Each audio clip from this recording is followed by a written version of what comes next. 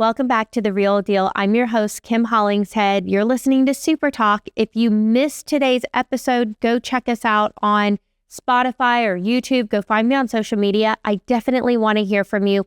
It's 615-257-0565. That number is 615-257-0565, or you can drop me a line. It's kim@therealdealradio.com. On today's program, we're talking about the overprescription of medication and how this played out in the Lindsay Clancy case. My heart goes out to Lindsay and to Patrick both. There is no doubt that what occurred was a very evil, terrible act. And there's no doubt that Lindsay will suffer for the rest of her life and that she is very unwell. Many people who commit heinous crimes are traumatized and they are very mentally unwell. It does not take away from the fact that what they did harmed people, and cannot imagine what the both of them and their entire families are going through. The 911 call of Patrick Clancy screaming into the phone will just send shivers down your spine. It's a sound you'll never forget. So on today's program, we're talking about what are the reasons why you don't want to go to your family care physician in order to get prescription psychiatric drugs. And, I shared my own personal story, which I've never shared publicly before. This is obviously not my entire story. There's a lot more to it, but this is a part of it. And this is the part that I feel comfortable sharing today. And I'm doing it because I'm hoping that, even if there's just one person that this story helps, I think it's going to be worth it that I'm exposing and putting myself out there like that. But I married the love of my life, a wonderful man who by all accounts, just precious, precious person. And in just shortly after we married, I ended up having to put myself, take steps to protect myself because, I don't feel that it was his fault. I don't feel that it was anything that he could control, but things just became very unsafe.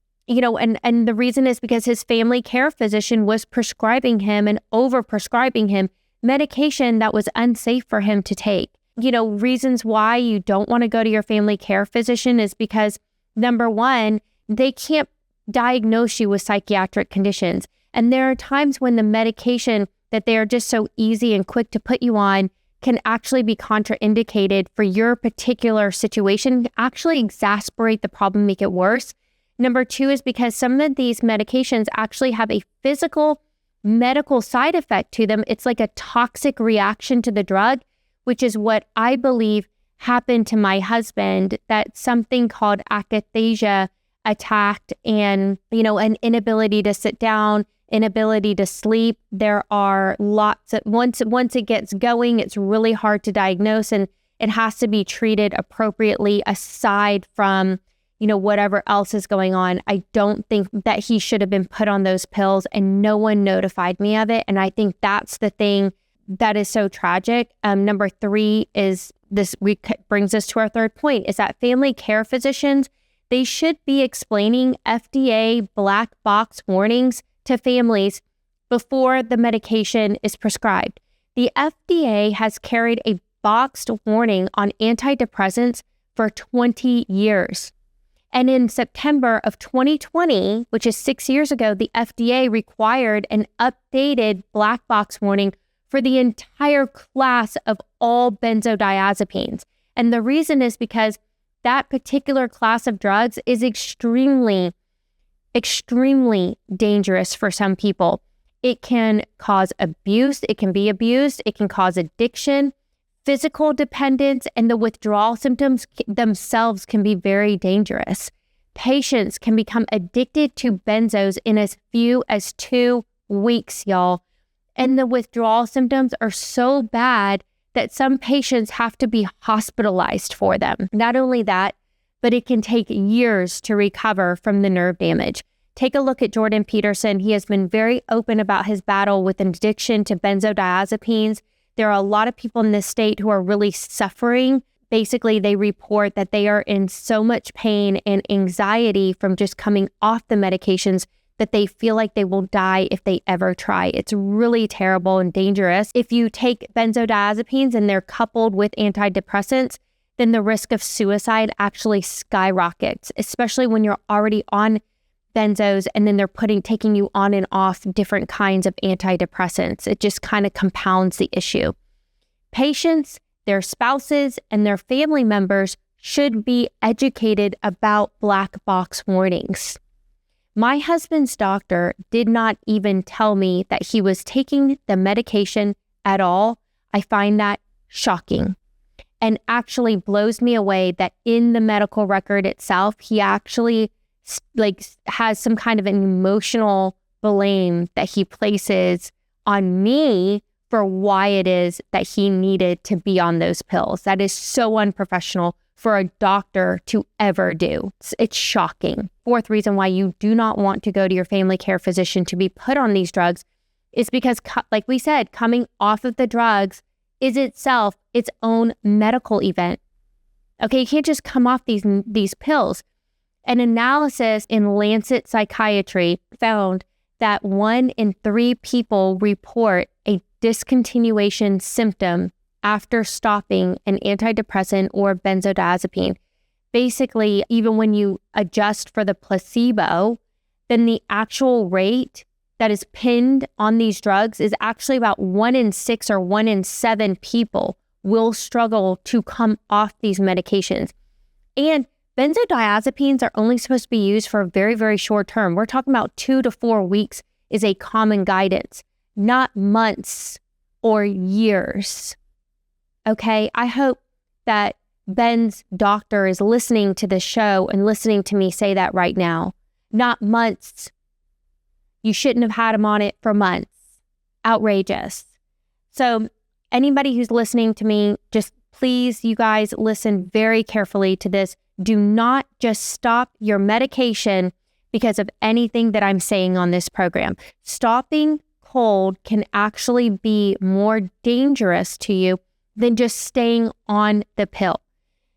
If today, and listening to me and listening to the facts of the Lindsay Clancy case is putting a knot in your stomach, which, it may, then you need to take this information to your prescriber and you gotta taper off the medication. You gotta build a taper plan. So just don't come off these medications just totally on your own. Now, next up, we're gonna talk about what it is that you need to do if you find yourself in a dangerous situation. Because, what the fact of the matter is that in Tennessee, 93 out of our 95 counties are actually designated as mental health professional shortage areas. We rank 44th in the United States for a mental health workforce. Wow, guys, that's so bad. Our own Department of Health reports that 69% of suicides in 2023 involved a firearm, and youth suicides in the state are actually up 47% over the last 5 years. So the most psychoactive drugs in medicine in a state with almost no specialists, and they're prescribing it to people with, where we have guns in our houses. That's just a fact of living in Tennessee. So, I've got, some of the fixes that I think that we need to do in this state in order to help Tennessee families are as follows. Number 1 is you got to turn on the alarm. We already paid for it. Basically, since 2022, prescribers are required to check the database, or something called the substance monitoring database, that they have to check it before they're allowed to write a controlled substance. Benzodiazepines are a Schedule 4 drug. They are already there. So make sure that you or someone else is calling in an alert before somebody is prescribing any of these medications to make sure that there's no overlap of those drugs. That's what we're showing happened in that Lindsay Clancy case, is that there were multiple teams of doctors who were all kind of prescribing drugs on top of each other. And that's how she ended up in 13 prescriptions over a 4-month period. That is wild. Definitely make sure that you're having a psychiatric consult, because, you can even do a telehealth appointment. It's fine. We totally understand it's a rural state. Do that telehealth, but you definitely need to see somebody in order. That's tip number 2 is you have psychiatric professionals in the state, even though there is a shortage, make sure that you are actually having those consultations. Number 3 is that akathisia warnings need to be out there, and it needs to be understood a lot more than it is. Basically, you have to say to a patient in Tennessee in simple, plain language, hey, if this pill can make you feel like you physically cannot sit still, and if that happens, I need you to call me. That is not anxiety. That may not be your anxiety getting worse. If you're not able to sleep, if you can't sit down, if you find yourself shaking, that may be that this medicine is having a toxic effect on you, and I need you to call me. A simple warning. Number 4, definitely make sure that you have a taper plan. No just stopping these pills, because if you're on a benzodiazepine and then you just run out of the medication and you just drop it cold turkey, that can really put you in this psychosis state that can really damage you. Definitely not something to take lightly.